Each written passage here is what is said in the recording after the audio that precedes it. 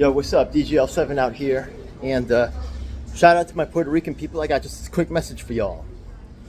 So right now, just so you know, Puerto Rico is actually undergoing unprecedented attempts to acquire property in Puerto Rico. You want to talk about indigenous people? You want to talk about, the rights of people who are native to the land? And then you look at what's going on in Puerto Rico, and for some reason, right, the anti-war movement, even though you have all these intellectual academics that are all whining about what's going on in Gaza, and I'm sympathetic, but you'll notice that this movement does not really have time to talk about indigenous people here at home.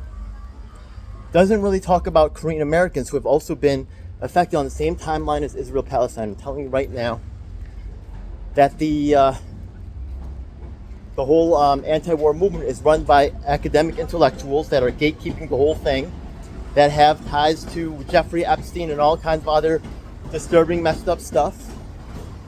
And as Puerto Ricans, just look at what's going on with regards to Gaza and ask yourself why there isn't similar mobilization or any real, solidarity as terms of working on your issue. That's because, thanks to pioneers like Nydia Velázquez, shout out to her whole movement, right? And, trying to set New Kings Democrats in the entry into county committee. That's a true grassroots operation, and respect out to what Puerto Ricans have accomplished. Haitians as well, too, right? But notice that certain communities are actually erased out of the narrative and they're replaced with new groups.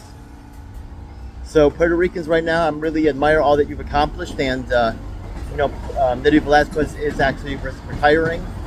And if you take a look at the donations that come to her, it's not like Grace May, the top-ranked Asian American in New York State, right? With all this corrupt money flowing in, Nydia Velázquez is a lot cleaner, as in terms of campaign donations and stuff like that. So she left a decent legacy for the Puerto Ricans, but right now, you might wonder, why is Mom Donnie, right, not going to the Puerto Rican stuff?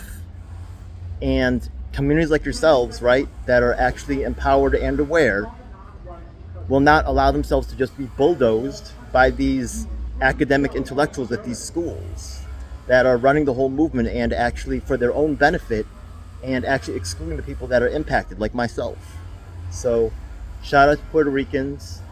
We got actually a town hall coming up with some of the longest monthly cards in state history and the U.S. history. It's coming on the 17th, just before Juneteenth, right? So we could mobilize with our black allies and stuff like that. But a lot of them don't know about our issues or problems, right? They know that the narrative about themselves is wrong, but they don't have any other narrative to really go off of when it comes to understanding us or our problems. Once again, shout out to Puerto Rico. The attempts by new developers and by outside entities to try to take over large amounts of land property in Puerto Rico is really very similar to and basically the same fight as the one going on in Gaza. But notice how y'all excluded from the conversation. Yeah, they're gonna try to bring you in. They're trying to bring in some of the people that have been friendly with them, like professors or artists who they've been feeding. But look at the truth. Yeah, there is no mobilization for the within their own communities. They want justice somewhere else, but not in their own backyards.